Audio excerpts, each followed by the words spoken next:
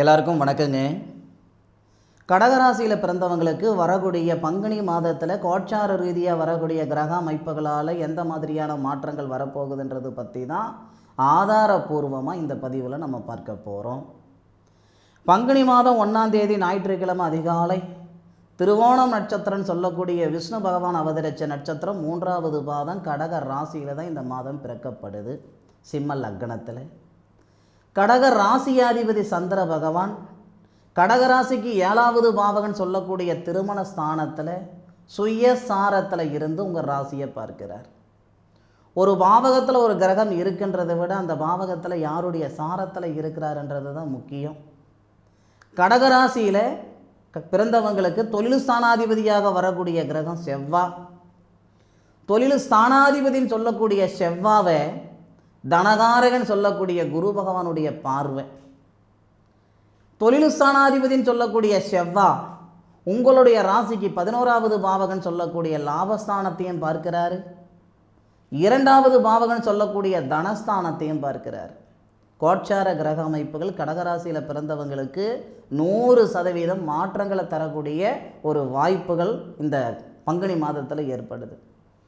1ஆம் தேதியிலிருந்து 11ஆம் தேதி வரை உங்களுடைய ராசிக்கு 11வது பாவகத்துக்கு அதிபதி 4வது பாவகத்துக்கு அதிபதினு சொல்லக்கூடிய சுக்கிர பகவான் 9வது பாவகத்தில் குரு பகவானுடைய ஆதிக்கத்தில் உச்ச நிலையில் இருக்கிறது. பிரமாதமான ஒரு நேரம்.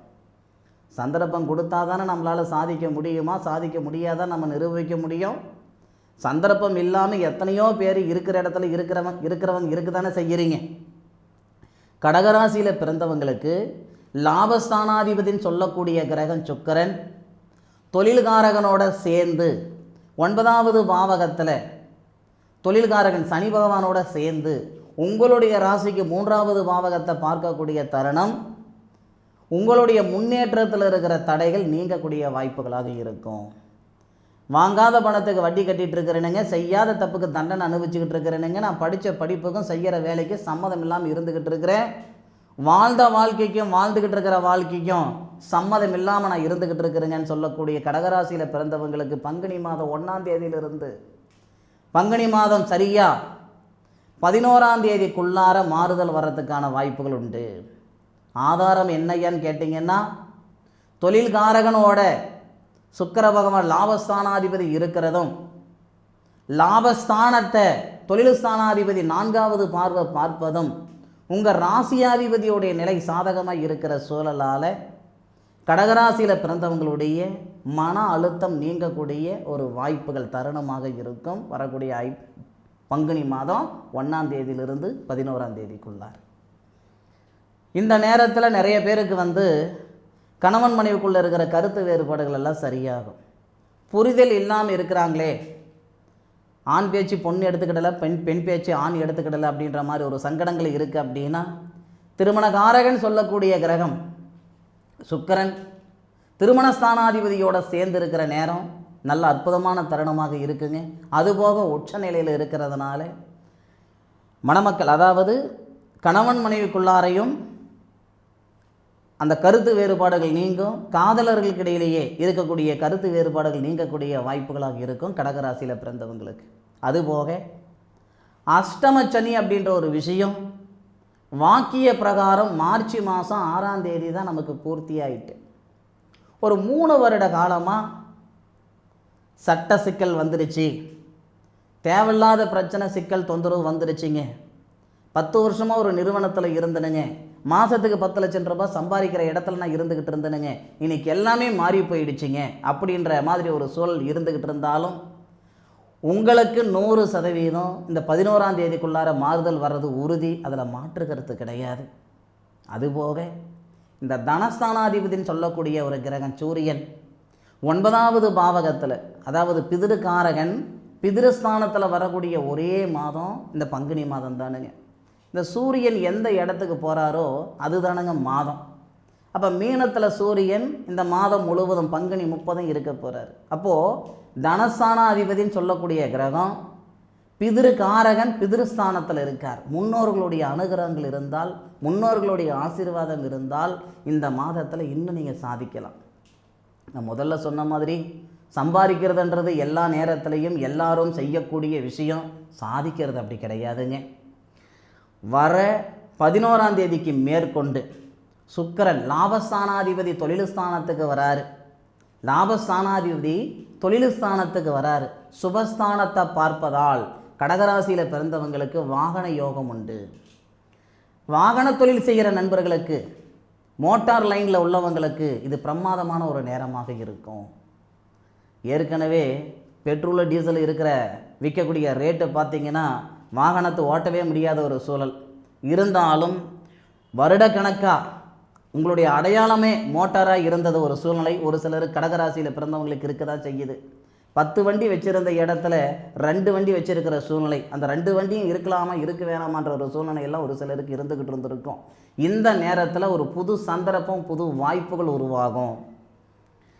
11ஆம் தேதிக்கு மேற்கொண்டு தனஸ்தானாதிபதின்னு சொல்லக்கூடிய சூரிய பகவானோட லாபஸ்தானாதிபதி இருந்து தொழில் ஸ்தானத்துக்கு வரக்கூடிய சூழலால் மன அழுத்தம் மட்டும் இல்லைங்க, பொருளாதார ரீதியாக இருக்கிற சங்கடங்களும் சரியாகும்.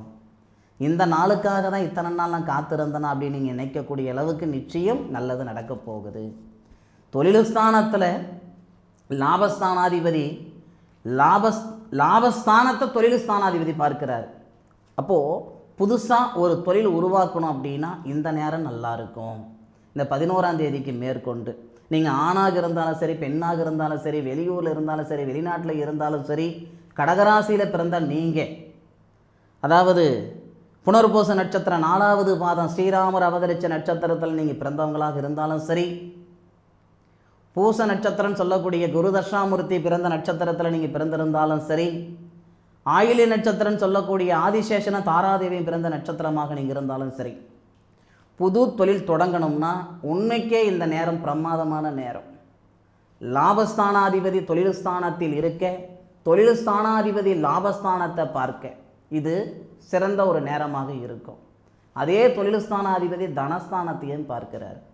11ஆம் தேதிக்கு மேற்கொண்டு 19ஆம் தேதிக்குள்ளார புது தொழில் தொடங்குங்க, கட்டாயம் நல்லது நடக்கும். அதே மாதிரி இந்த 11ஆம் தேதிக்கு மேற்கொண்டு 19 தேதிக்குள்ளார இந்த மறுமணத்தில் இருக்கிற சிக்கல்கள் நீங்கும்.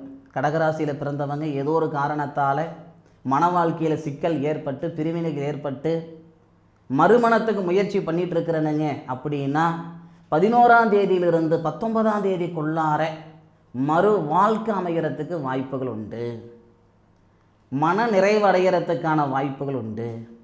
அரசாங்க உத்தியோகத்தில் தானே இருந்துக்கிட்டு இருக்கேன், ஆனால் புரோஜனம் இல்லாமல் நான் இருக்கிறேனுங்க, 4 காசு சம்பாதிக்கிறேன் ஆனால் நிம்மதி இல்லைங்க அப்படின்னா 19ஆம் தேதியில் தொழில் ஸ்தானாதிபதினு சொல்லக்கூடிய செவ்வாய், இது பிரமாதமான ஒரு நேரங்க. சந்தர்ப்பமும் சூழ்நிலையும் சாதகமாக இருந்தால் தான் ஒருத்தரால் சாதிக்க முடியும்னு நான் சொன்னேனுங்க. 19ஆம் தேதியிலிருந்து 30ஆம் தேதி வரை கடகராசியில் பிறந்தவங்களுக்கு தொழில் ஸ்தானாதிபதியும் தனஸ்தானாதிபதியும் ஒரே பாவகத்தில் சூரிய மங்கள யோகம் அப்படின்ட்டு. அப்போ நமக்கு சூரிய மங்கள யோகம் மட்டும் கிடையாது, புதனாதித்ய யோகமும் ஏற்படும். 19ஆம் தேதி செவ்வாவுடைய பயிற்சி கடகராசிக்கு 8வது பாவகத்தில் இருக்கக்கூடிய தொழில் ஸ்தானாதிபதி 9வது பாவகத்துக்கு தனஸ்தானாதிபதியோட சேர்றாரு. அப்போது திருமணஸ்தானாதிபதி சனியும், தனஸ்தானாதிபதி சூரியனும், தொழில் ஸ்தானாதிபதி செவ்வாவும், விரயஸ்தானாதிபதி புதனும் எல்லாரும் ஒரே பாவகத்தில். அப்போ நமக்கு சூரிய மங்கள யோகம் ஏற்படும், புதனாதித்ய யோகம் ஏற்படும் கடகராசியில் பிறந்தவங்களுக்கு. இது இந்த பிரபஞ்சம் தரக்கூடிய ஒரு வாய்ப்பு, ஒரு சந்தர்ப்பம். படித்த படிப்புக்கு உண்டான உத்தியோகமாக இருக்கட்டும், உழைப்புக்கு தகுந்த உயர்வாக இருக்கட்டும். ஏன்னா படிப்பறிவு சில பேருக்கு இருக்குதுன்னா பல பேருக்கு பகுத்தறிவு கொண்டவங்க தான் இந்த கடகராசியில் பிறந்தவங்க. உசுரே போனாலும் ஒருத்தனை கெடுக்கணும், அழிக்கணுன்ற, ஏமாற்றணுன்ற எண்ணம் மட்டும் நமக்கு வந்துடக்கூடாதுன்றதில் உறுதியாக இருக்கக்கூடியவங்க தான் கடகராசியில் பிறந்தவங்க. இந்த நேரத்தில் வரக்கூடிய வாய்ப்புகளை பயன்படுத்திக்கிற பட்சத்தில் மாற்றங்கள் 100% உருவாகும். அதே மாதிரி குடும்ப வாழ்க்கை இந்த 19ஆம் தேதிக்கு மேற்கொண்டு குடும்ப வாழ்க்கையில் நிறைவாக இருக்கும், அந்த சிக்கல்கள் எல்லாம் சரியாகும். அதே மாதிரி ஆரோக்கியம், ஏன்னா 2 கூடிய கிரகம் தானே சூரியன், அவர் தானே உடல்ஸ்தானாதிபதி. அப்போ செவ்வாவுடன் சேர்றாரே, செவ்வாய் புத்திரஸ்தானாதிபதி பூர்வீகஸ்தானாதிபதி அவர் தானே. அப்போ சூரியனும் செவ்வாவும் ஒரே பாவகம். சூரிய மங்கள யோகம். யாருடைய ஆதிக்கம்? குரு பகவானுடைய ஆதிக்கம். இதில் 27ஆம் தேதி, இந்த பங்குனி மாதம் 27ஆம் தேதி இன்னொரு ஆச்சரியம் இருக்குது. என்ன சாமி ஆச்சரியம் அப்படின்னா, புதனும் குருவும் கிரக பரிவர்த்தனை. இந்த புதன் அப்படின்ற ஒரு கிரகம் உங்களுடைய ராசிக்கு 9வது பாவகத்தில், அதாவது குரு பகவானுடைய ஆதிக்கத்துக்கு புதனும், ஏற்கனவே புதனுடைய வீட்டில் தானே குரு இருக்கார். அப்போ 19ஆம் தேதியிலிருந்து 27ஆம் தேதி வரைக்கும் ஒரு மாற்றம்னா, அந்த 27 தேதியிலிருந்து 30, அந்த 3 நாள் வெளிநாட்டில் இருக்கிறவங்களுக்கு தான் இது மெஜாரிட்டியாக இருக்கும். கடகராசியில் பிறந்தவங்க வெளிநாட்டில் இருக்கிறவங்க புதுசாக வீடு வாசல் வாங்குவாங்க, இல்லை அந்த நாட்டு சிட்டிசன்ஷிப் வாங்குறதுக்கான சூழல் உருவாகும், இல்லை வெளிநாடு சம்மந்தப்பட்ட வேலைகள் இங்கிருந்து செய்யணும்னு நினைக்கிறவங்களுக்கு நல்லா இருக்கும். இங்கே உள்ளவங்களுக்கு ஒரு மனம் உருவாகிறதுக்கான வாய்ப்புகள் கூட உண்டு. ஏன்னா உங்கள் ராசிக்கு 9வது பாவகத்தில் புதனுடைய ஆதிக்கத்துக்கு, குரு பகவானுடைய ஆதிக்கத்துக்கு புதன் வருவார். புதன் ஏற்கனவே பரிவர்த்தனையில் தான் இருக்குது. இந்த 2 அமைப்பு சிறப்பாக இருக்கும். கடகராசியில் பிறந்தவங்களுக்கு அற்புதமான ஒரு பொக்கிஷமான ஒரு நாட்கள் வரக்கூடிய பங்குனி மாதம்.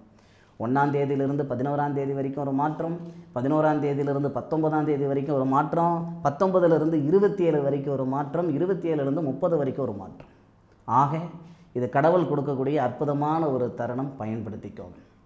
அதே மாதிரி இதுக்கு முன்னுக்கு ஜனவரி மாதம் நான் சொல்லியிருந்தேனுங்க, ஜனவரி மாதம் 31 தேதி வரை இந்த ஆயுள் கால சாதக புத்தகம் எழுதி கொடுத்துட்ருக்குறேனுங்க. இதுக்கு மேற்கொண்டு அது செய்கிறதுக்கு சந்தர்ப்பம் இல்லைங்கன்ட்டு மீண்டும் ஒரு 2 மாதம் எக்ஸ்டெண்ட் பண்ணியிருக்கிறேனுங்க. இதுதான் அந்த ஜாதக புத்தகம். தேவைப்படுறவங்க பயன்படுத்திக்கோங்க. இதுதான் இறுதியானது. இந்த 2 மாதம், இது வந்து மார்ச் மாதம், ஏப்ரல் மாதம், சரிங்களா? அந்த 2 மாதம் வரைக்கும் தான் இந்த சாதக புத்தகத்தை நான் எழுதி கொடுக்க போகிறேன், சரியா? நமக்கு நேரம் இல்லாத ஒரு சூழலால் இந்த தகவல் கொடுத்துட்றேனுங்க. தேவைப்படுறவங்க பயன்படுத்திக்கோங்க. இது வாழ்க்கை முழுவதும் வரக்கூடிய தசாபுத்தி பலனுக்குண்டான ஒரு சாதக புத்தகம், சரிங்களா? எம்பிட்டு காசு பணம் கொடுத்தாலும் கிடைக்காத ஒரு பொக்கிஷம். தேவைப்படுறவங்க பயன்படுத்திக்கோங்க. கடகராசியில் பிறந்தவங்களுக்கு இந்த பதிவு 100% பயனுள்ள பதிவாக இருக்கும். நான் மனசார நம்புகிறேன். மீண்டும் அடுத்த ஒரு அற்புதமான தருணத்தில் கடகராசியில் பிறந்தவங்களை சந்திக்கும் வரை உங்களிடமிருந்து விடைபெறுவது உங்கள் வீட்டு ஜோதிட நண்பனான மா காளிதாஸ் மணிகண்டன். திருச்சிற்றம்பலம். வாழ்க வையகம், வாழ்க வளமுடன்.